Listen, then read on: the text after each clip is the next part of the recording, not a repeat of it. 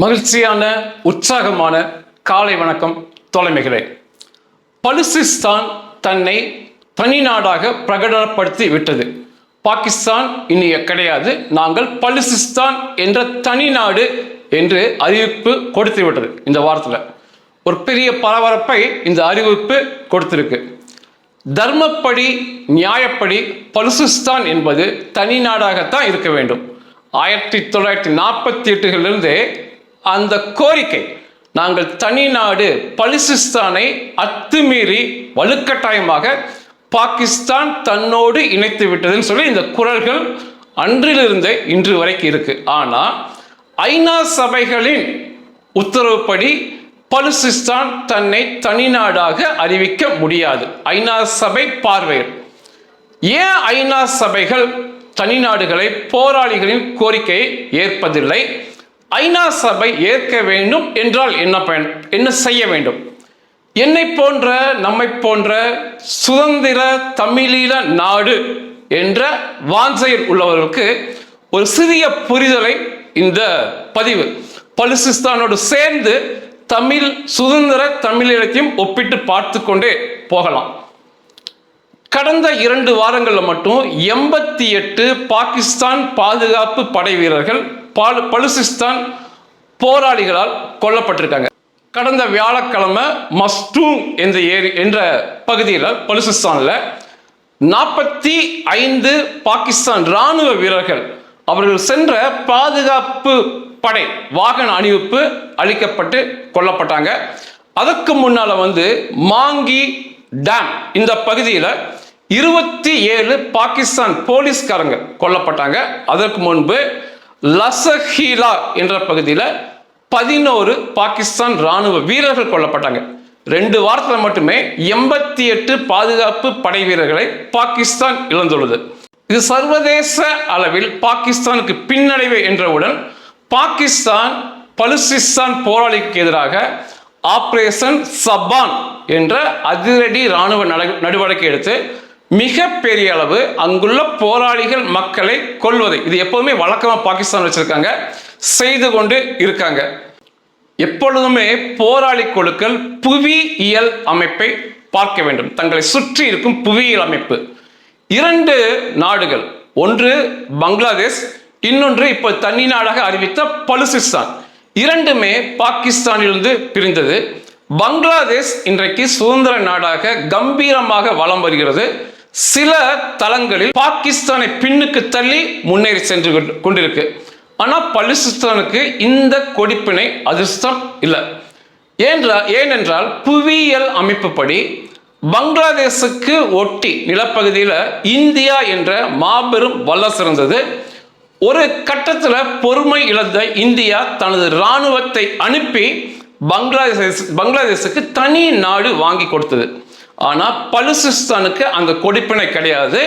இந்தியாவுக்கும் பலுசிஸ்தானுக்கும் இடையே கடல் பிரிக்கும். அதனால இந்த புவியியல் அமைப்புகளை நிச்சயமாக போராளி குழுக்கள் எங்கே இருந்தாலும் உற்று நோக்க வேண்டும். பலுசிஸ்தான் என்பது பாகிஸ்தான் உள்ள பெரிய நிலப்பகுதி. பலுசிஸ்தான் என்பது பாகிஸ்தான் ஒப்பிட்டு பேசும்போது மிகப்பெரிய நிலப்பகுதி. ஆனால் ஒப்பீட்டளவில் குறைந்த அளவு மக்கள் தொகை உள்ள பகுதி. அதைவிட மிக மிக மிக குறைவாக பொருளாதார முன்னேற்றம் உள்ள பகுதி. பாகிஸ்தான் அங்குள்ள அந்த பலுசிஸ்தானை ஓர வஞ்சனையோடு மட்டுமே நடத்தும். பங்களாதேஷ்லையும் அப்படிதான் பண்ணாங்க. அங்கு உள்ள இயற்கை வளங்களை, அங்குள்ள செல்வங்களை சுரண்டும் பாகிஸ்தான் அவர்களுக்கான நியாயமான அந்த விகிதத்தை, பண பலன்களை கொடுப்பதில்லை. இதே போலதான் பங்களாதேஷ்லையும் பண்ணாங்க. பங்களாதேஷை சுரண்டுனாங்க. அதிகாரம் முழுவதும் பாகிஸ்தானில் இருக்கும். ஆனால் அந்த இயற்கை வளங்கள் சுரண்டப்படும். அவர்களுக்கான அந்த விகிதம், பலனின் விகிதம் கொடுக்கப்படாது.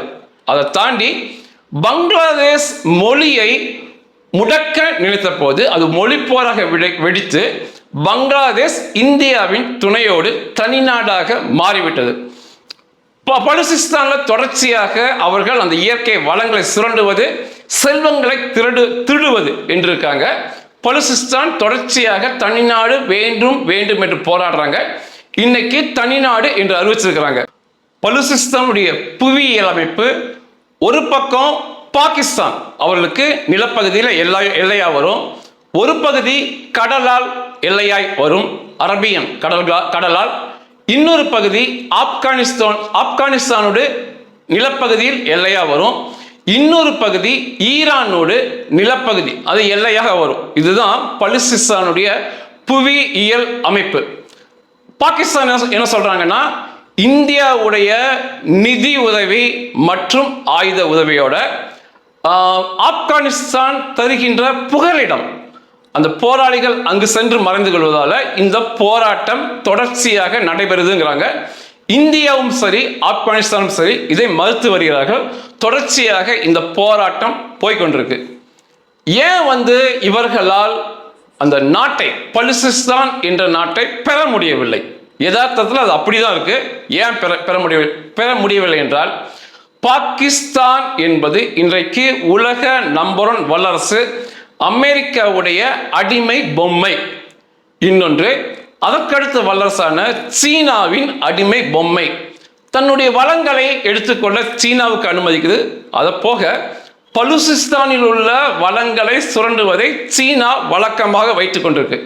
அதனால இந்த மிகப்பெரிய உதவி அமெரிக்காவிற்கும் சீனாவிற்கும் அடிமையாக இருப்பதால் சர்வதேச அளவில் இந்த குரல் பாகிஸ்தானை எதிர்த்து பலுசிஸ்தான் பேசுவது கேட்பதில்லை. அதற்கடுத்து ரொம்ப முக்கியமானது, பலுசிஸ்தானுக்குள் இருக்கும் போராளிக்குள் மிகப்பெரிய பிரிவுகள், எண்ணற்ற பிரிவுகள் இருக்கு. ஒரு சிறிய மக்கள் தொகை அடங்கிய பகுதி, ஆனால் பிரிவினைக்கு பஞ்சமே இல்லை. பொதுவாக இந்த இஸ்லாமிய இயக்கங்கள்ல இது நடைமுறையில் இப்படிதான் பிரிவோடு தான் அவங்க இருக்காங்க. பலுசிஸ்தான் என்று ஆரம்பிக்கும் 3 பெரிய பிரிவுகள் அவங்க கிட்ட இருக்கு. Balochistan liberation army, BLA. இன்னைக்கு அதுதான் பெருசு, அதுதான் தனி நாடு பிரகடனப்படுத்தினது. அதற்கடுத்து பலுசிஸ்தான் லிபரேஷன் ஃப்ரண்ட், அப்படி ஒரு இயக்கம் இருக்கு.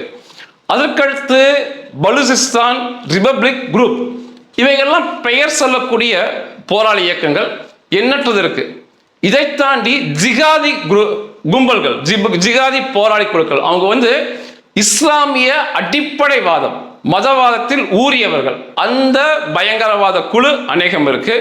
இதை தாண்டி ISIS, இன்னைக்கு ISIL அப்படிம்பாங்க, அதை பின்பற்றும் பயங்கரவாத குழு அதில் இருக்கு. இப்படி அவர்களுக்குள்ளேயே போட்டி பொறாமைகள். இதுல BLA இன்னைக்கு சற்று பெரிதாக சொல்லலாம். அவர்கள் தான் இந்த தனிநாடு பிரகடனம் சொன்னது. இன்னொன்று, அவர்கள் எதிர்த்து போராடும் பாகிஸ்தானின் வலிமை. பாகிஸ்தானை ஒப்பிட்டு பேசும்போது பலுசிஸ்தான் ஒன்றுமே கிடையாது. இராணுவ ரீதியாக பேசும்போது இமயமலைக்கும் ஒரு சிறிய கூழாங்கல்லுக்கும் உள்ள வித்தியாசம் இந்த 2 பக்கமும் இருக்கும். அதிகபட்சமாக நான் மேலே சொன்ன இந்த ஜிகாதி பயங்கரவாத குழு, ISIL பயங்கரவாத குழு, பலுசிஸ்தான் போராளி குழு, இவர்கள் அனைவரையுமே சேர்த்தாலுமே 5000 7000 வரைக்கு இவர்கள் எண்ணிக்கை இருக்காது. இவர்களுடைய ஆயுத பலம் அவ்வளவுதான் இருக்கும். ஆனா பாகிஸ்தான்ல 6,60,000 ராணுவ வீரர்கள் எப்பொழுதுமே ரெகுலர் மிலிட்டரி இருக்காங்க. அதை தாண்டி ரிசர்வாக தேவைப்பட்டால் கூப்பிடுவதற்காக 5,50,000 ராணுவ வீரர்களை பாகிஸ்தான் வச்சிருக்காங்க. அப்ப இது ஒப்பீட்டளவில் பேசும்போது பாகிஸ்தானை எதிர்த்து வெற்றி பெறுவது நடைமுறை சாத்தியத்தில் பலுசிஸ்தானுக்கு கிடையாது. பலுசிஸ்தானுக்கு இருக்கும் ஒரே பிளஸ் பாயிண்ட், சிறப்பம்சம் என்னன்னா, அவர்களுடைய நிலப்பகுதி மலைப்பகுதி என்பதால கொரில்லா தாக்குதலுக்கு அது மிக சிறந்த பகுதி. அதை பயன்படுத்தி இப்படி கணிசமாக பாகிஸ்தான் ராணுவ வீரர்களை கொள்றாங்க. அதை மட்டுமே செய்ய முடியுமே தவிர மற்றபடி பாகிஸ்தானை எதிர்த்து வெற்றி பெறுவது, தனிநாடு என்ற கோரிக்கையை பெறுவது, தனிநாடு பெறுவதெல்லாம் கனவிலும் நடக்காத காரியம்தான். யதார்த்தத்தை பதிவு பண்ணும். ஒருவேளை இந்தியாவிற்கு நிலப்பகுதியில் எல்லையாக அமைஞ்சிருந்தா இது மாறி இருக்கலாம்.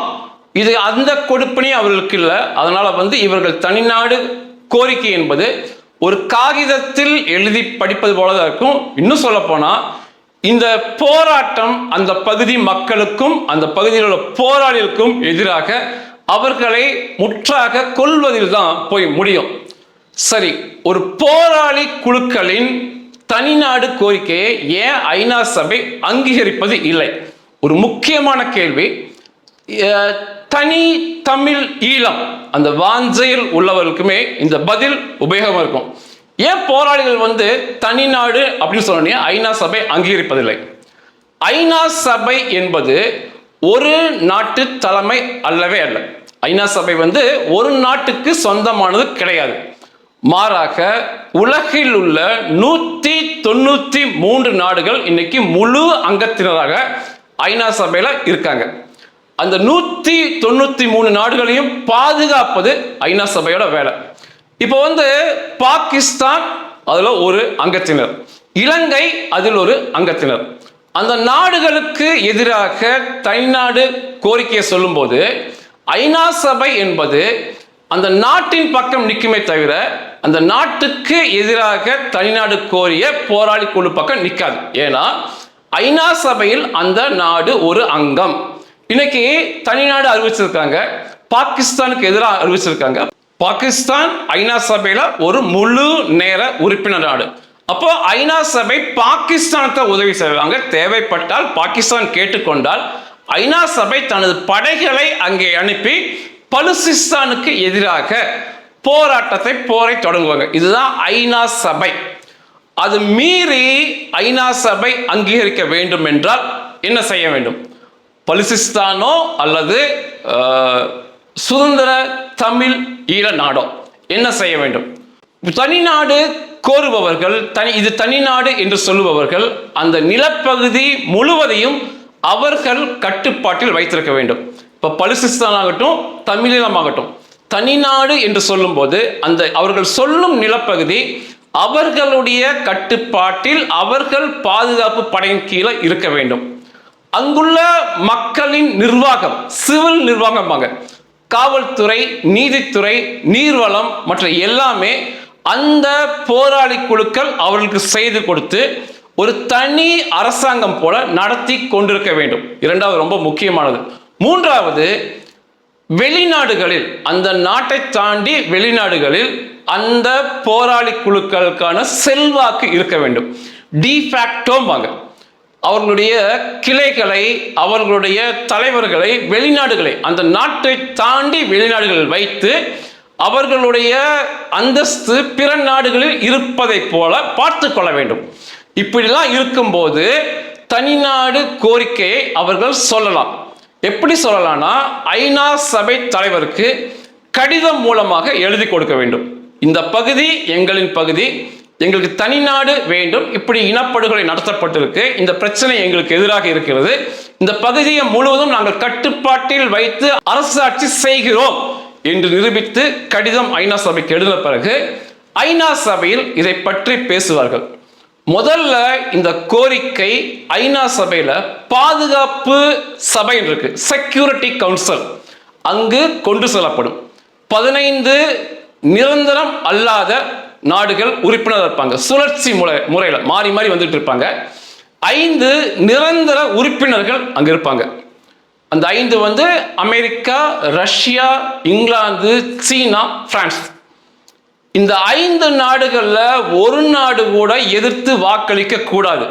அந்த நாடு தனிநாடாக கொடுக்கலாம் என்று ஐநா சபையில் தீர்மானம் வரும்போது அந்த 5 நாடுகள்ல ஒரு நாடு கூட எதிர்த்து ஓட்டு போடக்கூடாது. அவங்க எதிர்த்து ஓட்டு வீட்டோ அப்படிம்பாங்க.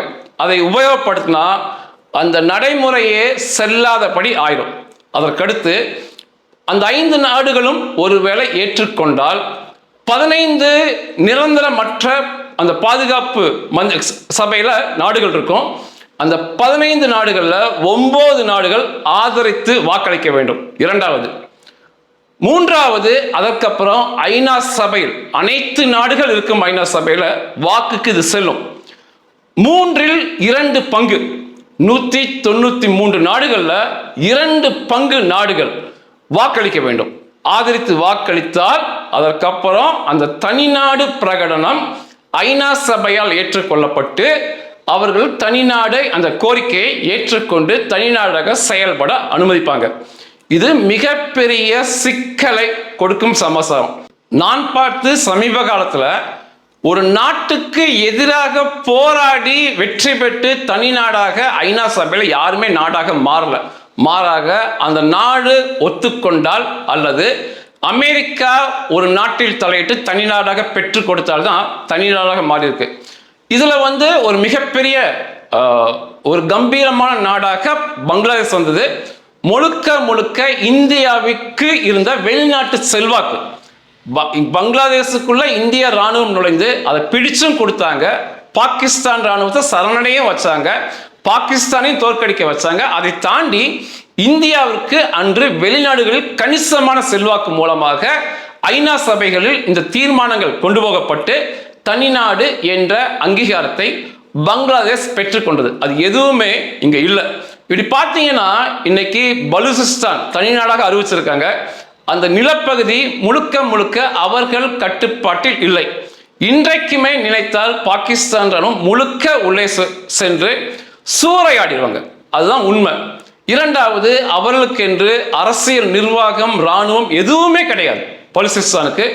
மூன்றாவது, அந்த நாட்டை அவர்கள் அரசாட்சி செய்யவில்லை. இன்னைக்குமே பாகிஸ்தானுக்கு கீழே தான், பாகிஸ்தானின் ஒருங்கிணைந்த பகுதியாகத்தான் பலுசிஸ்தான் இருந்து வருகிறது. இதை தாண்டி புவியியல் அமைப்பு பலுசிஸ்தானுக்கு சாதகமாக இல்லை. சுற்றியுமே இஸ்லாமிய நாடுகள் தான். பாகிஸ்தான், ஆப்கானிஸ்தான், ஈரான் எல்லாமே இஸ்லாமிய நாடுகள் தான் சூழ இருக்காங்க. அதனால அவர்களுடைய கோரிக்கை ஏற்புடையதாக அங்கு இருக்காது. புவியியல் அமைப்பு அவர்களுக்கு சரியானதாக இல்லை. வெளிநாடுகளில் கொஞ்சம் கூட செல்வாக்கு பலுசிஸ்தானுக்கு இல்லை. பலுசிஸ்தான் பகுதியை தாண்டி எங்கேயுமே கோரிக்கை இல்லை. இந்தியாவில் கூட பலுசிஸ்தானை பற்றி பெரிதாக யாருக்குமே தெரியாது. அவர்களுடைய செல்வாக்கு வெளிநாடுகளில் பரவவில்லை. அவர்களுடைய எதிரி மிக பலம் வாய்ந்த எதிரி. ஒப்பிட்டு பேசும்போது பலுசிஸ்தான் போராளிகளும் பாகிஸ்தான் ராணுவத்தையும் ஒப்பிட்டே பேச முடியாது.